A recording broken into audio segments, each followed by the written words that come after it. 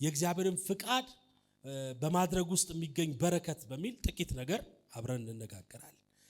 ምናልባት ከባለፈው ዛሬ ትንሽ ልጨምርላችሁ የምፈልገው ነገር የእግዚአብሔር ፍቃድ ማለት በግሪኩ ቴልማ ይባላል። ወይም ደግሞ ቴልማ ማለት የእግዚአብሔር እቅድ፣ የእግዚአብሔር ፍቃድ፣ የእግዚአብሔር ዓላማ እንደማለት ነው።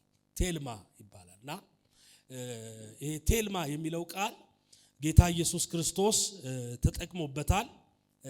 ፍቃድ በሰማይ እንደሆነች ቴልማህም በምድር ትሁን፣ እቅድክ በምድር ትሁን፣ አጀንዳክ በምድር ትሁን፣ ሐሳብክ በምድር ትሁን የሚል አንኳር ነገር ያለው ነገር። በዚህ ዘመን መቼም ብዙ ብር ሊያስፈልገን ይችላል። በጣም ብዙ አይነት ነገሮች ሊያስፈልጉን ይችላሉ።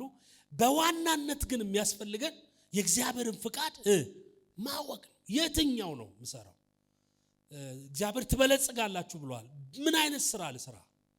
እግዚአብሔር ታገባለህ ብሎኛል። ማንን ላግባ? እግዚአብሔር ቤት እሰጣለሁ። መቼ ነው? የት ነው? ማን ነው? ይሄ አሁን ታውቃላችሁ፣ አሁን ያላችሁበትን መንገድ የጠፋበትን ነገር መንገድ የሚያሳያችሁ የጌታ ፍቃድ። ነገ ምንድነው የሚሆነው? ምንድነው በህይወቴ እግዚአብሔር እንዲያደርግልኝ ፈልገውን ነገር? ለዚህ ነው ጌታ ኢየሱስ ስትጸልዩ ፍቃድ በሰማይ እንደሆነች እንዲሁ በምን ትሁን? በምድር ትሁን። አያችሁ፣ የእግዚአብሔር ፍቃድ እዚህ ምድር ላይ የሚደረገው ኮፒ ነው። ፍቃዱ ግን ደግሞ የት ነው ያለው? በሰማይ ነው ያለው። በላይ ነው ያለው የእግዚአብሔር ፍቃድ። በላይ ያለው ፍቃድ በምድር ደግሞ በእኛ መካከል መሆን አለበት። ያን ጊዜ ድል አለ፣ ያን ጊዜ ስኬት አለ፣ ያን ጊዜ በረከት አለ። የእግዚአብሔርን ፍቃድ በማወቅና በማድረግ ውስጥ ካሉ በረከቶች ውስጥ ጥቂቶችን አብረን እናያለን። እግዚአብሔር ፍቃዱን ለሁላችንም ገልጧል። አሜን። አይሰማም? ሲቀኝ እጃችሁን አንሱና የእግዚአብሔር ፍቃድ ወደ እኔ ነው በሉ። ድገሙ እስቲ፣ የእግዚአብሔር ፍቃድ በሉ በክርስቶስ ኢየሱስ ወደ እኔ ነው በሉ። ምን ማለት እንደሆነ ታውቃላችሁ? አንቺ ያለሽ የእግዚአብሔር ፍቃድ፣ የእግዚአብሔር ሐሳብ፣ የእግዚአብሔር እቅድ ወደ ሌላ ቦታ አይመጣም። ለዚህ ይመስለኛል አሁን ጥቂት ነገሮችን የሚጋጭብን። በጣም ብዙ ሰው ማጣራት ፈልገው ሊያገባ ሲል የጌታን ፈቃድ፣ ስራ ሊቀይር ሲል፣ ሀገር ሊቀይር ሲል፣ የሆነ ነገር ሲሆን ነብይ ጋር ይሄዳል። የጌታ ሰው ይላል ደግሞ አዘን ብሎ ነው የሚሄደው። ጸባዩ ራሱ አይደል? የጌታ ሰው ምስኪን መስሎ ይሄዳል። ከዛስ ፌሻል ኤክስፕሬስ ወይም የፊት ገጽታ ራሱ ታውቃላችሁ አሳሳች ነው። አንዳንድ ሐሰተኛ ነቢያቶች የኛ ፊት ነው የወለደው። እኛው ነው ያበረታታናቸው። እንዲህ ምን ይታያል? የሆነ ሴት መጣ ነበር፣ ፍቃዱ ምን ይሁን?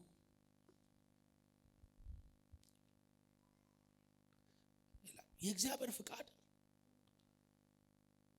ከነቢያቶች የሚጸና ወደኛ የሚጸና እንጂ እኛን የምንለማመደው አሁን መለማመድ አለብን። ከዚህ ደቂቃ ጀምሮ ፍቃድ ትሁን የሚለው ጸሎት እንጸልያለን። ያን ጊዜ የፍቃዱ ዕውቀት እየበራልን ይመጣል። የእግዚአብሔርን ፍቃድ በማወቅ ውስጥ በመለማመድ ውስጥ ጥቂት በጥቂት በህልም በራእይ በመገለጥ ውስጣችሁን ይሞላችኋል። ውስጣችሁ ቸርቻችሁን ይመርጥላችኋል። ውስጣችሁ ጓደኛችሁን ይመርጥላችኋል። ውስጣችሁ እያለ ምትበሉትን እየመረጠላችሁ እያወራችሁት ቡና ልጠጣ ማኪያት አንዳንድ ሰው እግዚአብሔር የሰፈር ጓደኛ ነው እንዴ ይላል። ኦሬዲ እኮ በፍቃዱ ምክንያት ሆነን ወዳጅ ሆነን ጓደኛ ሆነን ምናወራው ሆነን ሚያናግረን ሆነን ለትልቅ ለትንሹ ሚነግረን ሆነን። አሜን ነው ወይ? አይሰማም? ጮህና አሜን በሉ በደም። ስለዚህ የእግዚአብሔር ፍቃድ ወይም ደግሞ የእግዚአብሔር እቅድ በክርስቶስ ኢየሱስ ሳስቶ ወደ ምድር ሲመጣ እያንዳንዱ ቀን ላይ እጃችንን ይዞ ያወጣን ያስገባን። እኔ አሁን ትራፊክ ሊቀጣኝ ሲል ይታወቀኛል። ገና ከቤቴ መሪውን ሲስ የሆነ ትራፊክ የሚመስል ነገር ጌታን የምሬ ነው ማለት አጠገቤ መጥቶ ይቆማል። ሶ ሲምፕል አድርጉት። የእግዚአብሔርን ፍቃድ ተለማመዱ። ድግስ ሲኖራችሁ እድር ቤት ውስጥ የምትሄዱት ነገር አለ፣ መለኮታዊ ነገር በእያንዳንዱ ነገር። ስልካችሁን ይዛችሁ ጸልዩ። በዚህ ስልክ የእግዚአብሔር ፍቃድ የሆነ ሰው ብቻ ይደውል። ጆሮ የእግዚአብሔርን ፍቃድ ያለበትን ነገር ብቻ ይስማ። አይኖቼ የጌታ ፍቃድ ያለበትን ነገር ብቻ ይስማ። ይሄን እንዴት ተለማመድከው ካላችሁ በጣም የምወደው ማከብረው ቲቪ ጆሹዋ የሚባል አገልጋይ ከዚህ በፊት ተናግሬያለሁ እና እጅ እንኳን ለመጫን የጌታን ፍቃድ እያጣራ ነው። እሱ ብቻ አይደለም ማለት ሲያወራ ወደዚህ እንኳን ዞር እንድል ውስጤን ያዘኛል።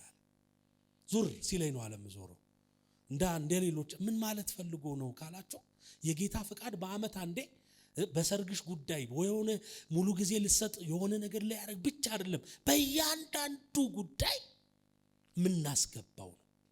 ስለዚህ ጌታን ካራቃችሁት ይርቃል፣ ጌታን ደግሞ ካቀረባችሁት እሱ ታላቅ ስለሆነ ሁሉን አዋቂ ስለሆነ መሪ ስለሆነ የተሻለ መንገድ ስላለው ይጠቁመናል። ልጄ ይላል እቺን ግዛ እቺን አርግ እና ጧጧት ምትለብሱትን ልብስ አይቀር ይመርጥላችኋል። አንደኛ እግዚአብሔርን ፍቃድ በማወቅና በመታዘዝ ውስጥ ያለ የመጀመሪያ በረከት ከክርስቶስ ጋር መቀራረብን ይሰጠናል። ፋሚሊየር እንሆናለን። በጣም በታዘዛችሁት ቁጥር እያቀረባችሁት ትመጣላችሁ።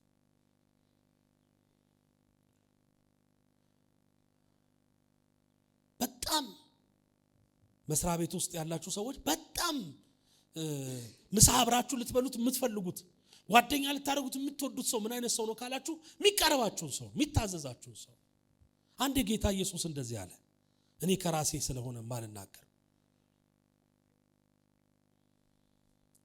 ማቴዎስ ወንጌል ምዕራፍ 12 ቁጥር 50 ላይ ቁጥር 46 ጀምሮ ብናነበው ገናም ለሕዝቡ ሲናገር እነሆ እናትና ወንድሞቹ ሊነጋገሩት ፈልገው በውጪ ቆመው ነበር።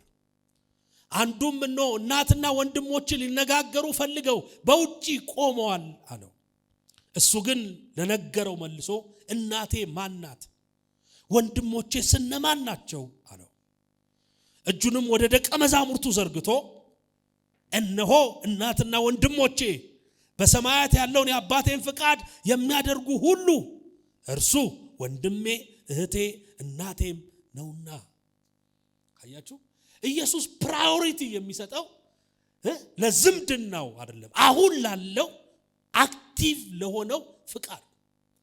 ማርያም አንድ ወቅት ፍቃዱን አድርጋለች፣ አሁን ደግሞ ፍቃዱን ለመታዘዝ አቅምና ጉልበት ያጣች ትመስላለች በተለያዩ ምክንያቶች። እንዴትኛ ጋር መጥቶ ቤት ሳይገባ ምግብ ሳይቀርብለት ከወንድሞቹ ጋር ሳይጫወት አሁንስ አበዛው ብላ ስትይ ህዝቡ ግጥም ብሎ ቤቱን ሞልቶታል። አይ እንደተለመደው ሲሰብክ ሰምቼው ወደ ቤት አልሄድም አለች። እናትና ወንድሞች ይፈልጓል ናውጣ አለችው። ለካ አብዴት ሆኗል ነገሩ። እናትና ወንድሞቼ እነማን ናቸው አለች። አሁን ፍቃዴን ቁጭ ብለው የሰማይ አባቱን ፍቃድ ቁጭ ብለው የሚያደርጉ አይደሉም። ትላንት እኮ እግዚአብሔርን ፍቃድ አድርጋለች ማርያም። እናት ለመባል እኮ በቃ የጌታ ባሪያ እንደ ቃል ይሁንልኝ ብላ ታዛለች። ድንግልናውን ሰጣለች። በማህፀኗ ኢየሱስ ክርስቶስ 9 ወር ቆይቷል፣ ተወልዷል፣ ታዘዋል፣ ወደ ግብጽ ወርዷል። የከፈላችሁን ዋጋ ታውቃላችሁ። አሁንስ አሁን ያንን ልብና ያንን መንፈስ እሷ ውስጥ የለም። መለሳት።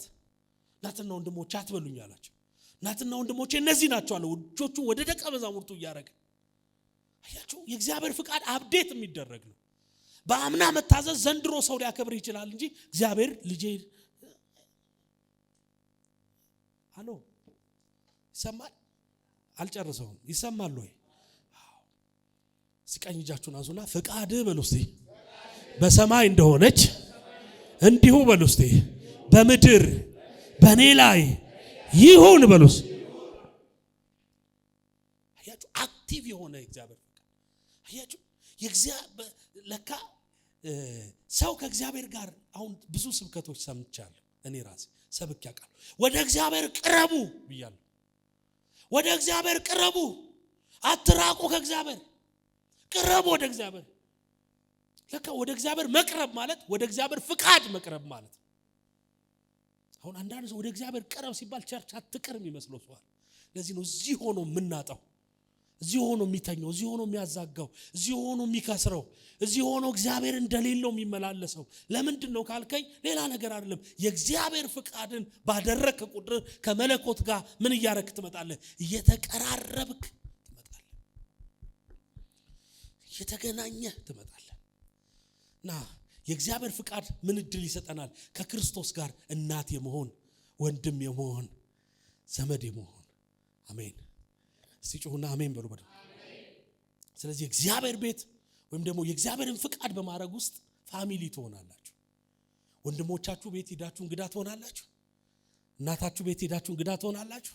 አትሉ እናቴ ትላለህ። ተከራይተህ ብትኖሩ እንዴ ይሄን መቼ አመጣሽው ነው እንጂ የምትለው እንዴት ሆነ ሰላም ለእናንተ ይሁን ብለህ ትላለህ። አትልም። ጓ እያደረክ እንደ ድሮ የምትገባው ትልቅ ሰውዬ ሆነ ቦርጫም ሆነ።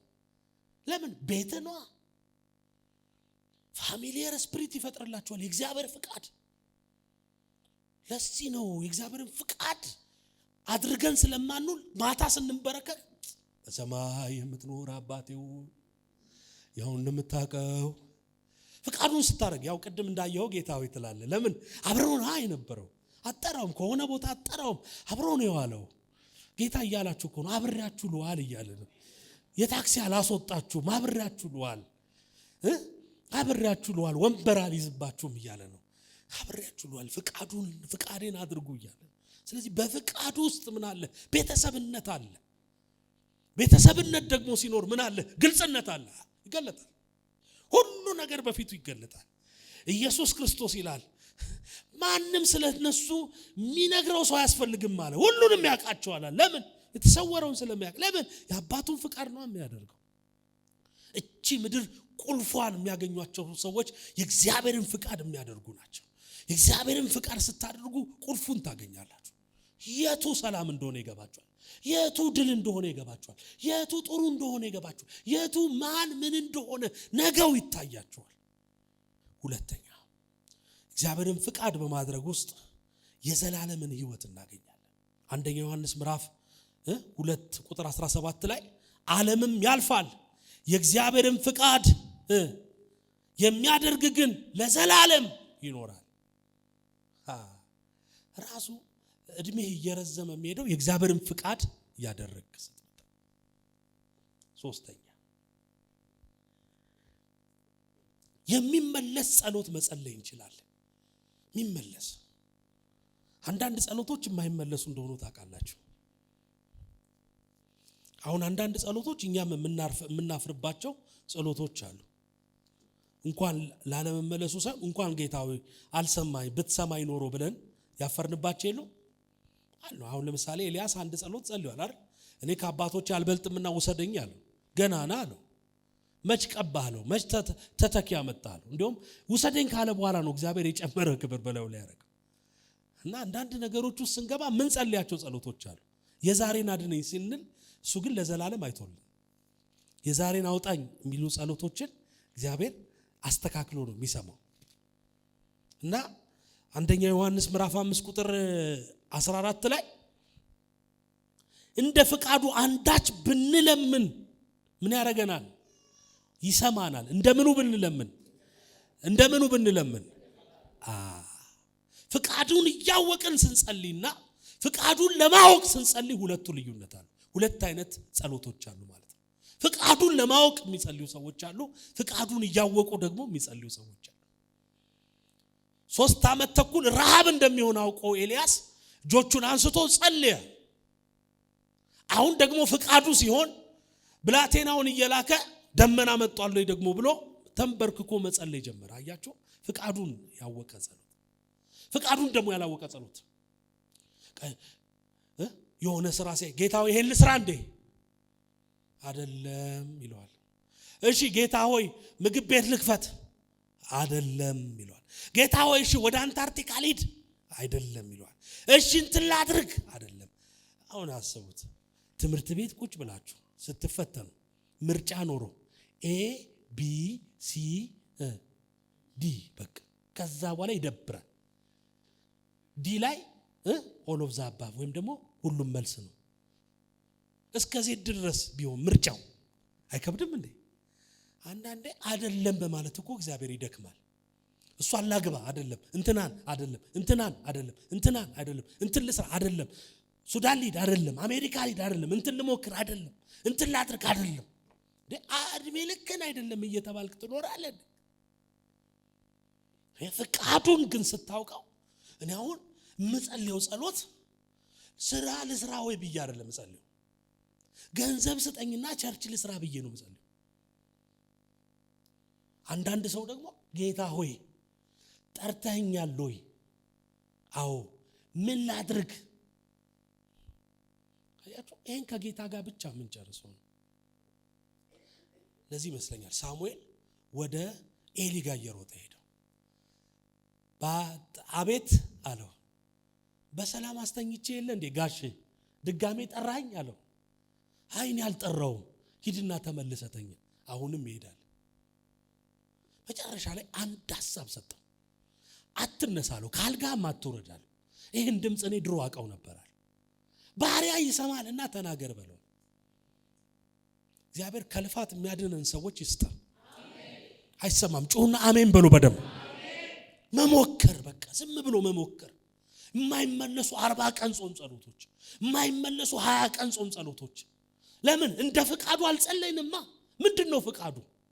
ምንድነው ፍቃዱ? የእግዚአብሔር ፍቃድ ምንድነው? ሁሉም ጸሎቶች እኮ አይመለሱም። ቢመለሱ ኖሮ አንዳንዶቻችን ዶክተርም ኢንጂነርም መሐንዲስም ጠቅላይ ሚኒስተርም ሆነን ዝም ብለን ቁጭ ብለን ነበር። እዚህ ዝም ብሎ የሚሉ ሰዎች እግዚአብሔር ይሄን ያውቃል። አንዳንድ ሰው እዚህ ውስጥ ጠቅላይ ሚኒስተር አድርገኝ ብሎ ይጸልያል፣ ዶክተር አድርገኝ ብሎ ይጸልያል። የማይገናኝ ሙያም ራሱ ይጸልያል። መካኒክና ዶክተር አድርገኝ ብሎ ይጸልያል። አስበው እዚህ ጋር ዶክተር አድርጎ ነጭ ልብስ አድርጎ ከሰዓት ደግሞ ቱታ አድርጎ እንዴት አራይዘማ። አንዳንድ ጸሎቶች የባከኑ ናቸው። ስለዚህ ፍቃዱን አውቀን ግን ስንጸልይ ይሰማናል። ፍቃዱን አያችሁ፣ ከመጸለይ በፊት ፍቃዱን ማወቅ። ጌታ ይባርከኝ። በጣም ብዙ የከሰርንባቸው ጸሎቶች አሉ። እኔ ምን ብዬ ጸልይ ያቅ ነበር መሰላችሁ?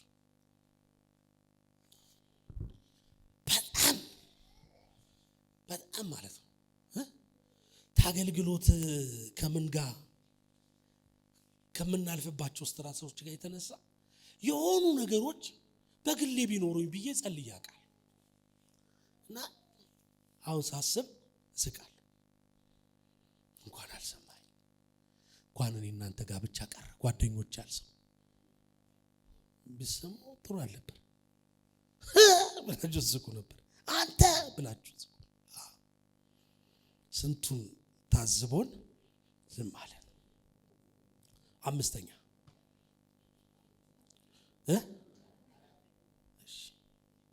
የዘላለም ሕይወት ከክርስቶስ ጋር መቀራረብ። ቀጥሎስ የሚመለስ ጸሎትን እናውቃለን። ስንተኛ? ደስታ ይኖረናል።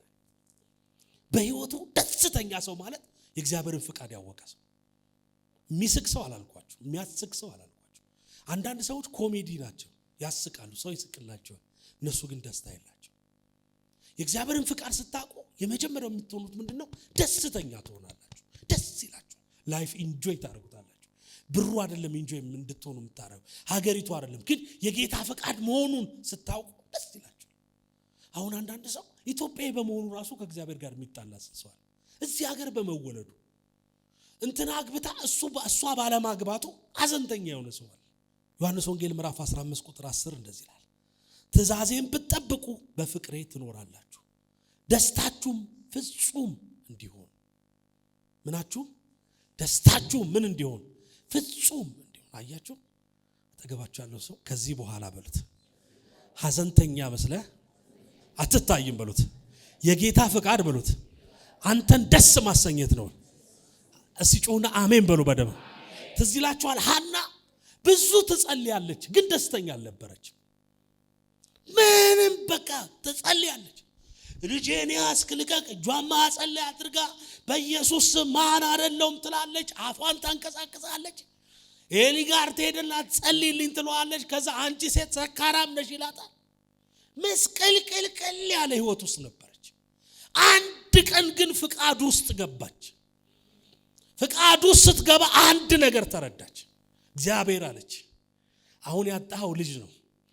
እኔ አለች አንድ ልጅ ብትሰጠኝ እሱን ልጅ መልሼ ላንተ ምን አረጋለሁ ሰጣለሁ ብላ ቃል ገባች። ወደ ቤቷም ስትሄድ ይላል ከዛ ቀን ጀምሮ ፊቷ ይላል ሐዘንተኛ መስሎ አልታየም ይላል። ሃሌሉያ። ዛሬ በኢየሱስ ስም የፊታችሁ ደስታ ይመለስ። እግዚአብሔር ያስቃችሁ፣ እግዚአብሔር ያስደስታችሁ። ደቀ መዛሙርቱን ተመልከቱ። ኢየሱስ አብሯቸው በነበረ ጊዜ የተራቡበት ጊዜ አለ። በጣም ብዙ ነገር ግን ደስ ይላቸው ነበር። ደስ ይላቸዋል። አጋንንት አውጥተው ሲመጡ ደስ ይላቸው። እንዲሁም ራሱ ጌታ ደስታቸውን ባላንስ እንዲያደርጉት ይነግራቸዋል። ስማችሁ በሕይወት መዝገብ ስለተጻፈ እንጂ አጋንንቶች ስለተገዙላችሁ ደስ ባይል። ለምን ያስደስታል? የጌታን ፍቃድ ማድረግ ያስደስታል። አንዳንዶቻችን አለቆቻችን እያስደስትን አይደል የምንኖረው? እነሱ ከሳቁ በኋላ አይደል የምንስቀው?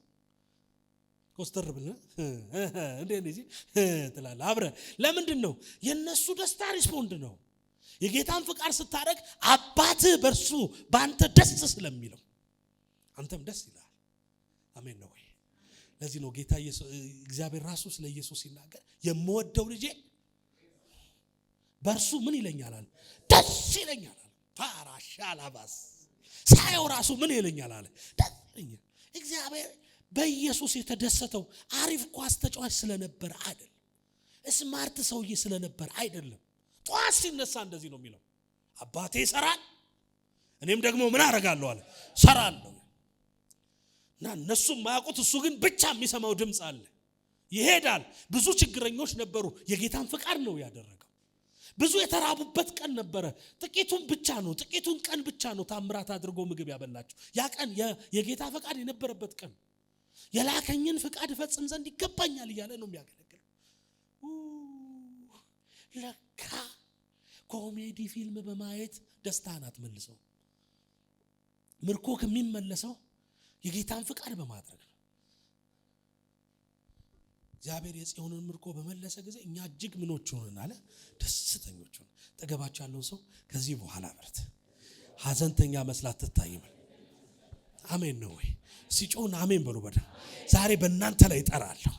ደስታችሁ በኢየሱስ ስም ይሞላል። በጌታ በኢየሱስ ስም እግዚአብሔርን ፍቃድ በማድረግ ደስ ትሰኛላችሁ። እኔ ሁሉ ጊዜ ሰዎች ነፃ ከወጡ በኋላ ቤት ገብቼ እንደዚህ እንኳን አገልጋይ ሆንኩ እላለሁ። እንኳን አገልጋይ ሆንኩ። ለምን? የሰዎች ነፃ መውጣት የኛ ደስታ ደስ አይልም? መራመድ ያልቻለ ሰው ሲራመድ ደስ አይልም? ጌታ እኮ ይሄንን የሚያደርገው እኛን ለማስጨብጨብ አይደለም። ሰው ሲድን ደስ አይልም? ሰው ከሲኦል ሲነጠቅ ደስ አይልም? እሱን ደስታ ማን ይወሰደብን?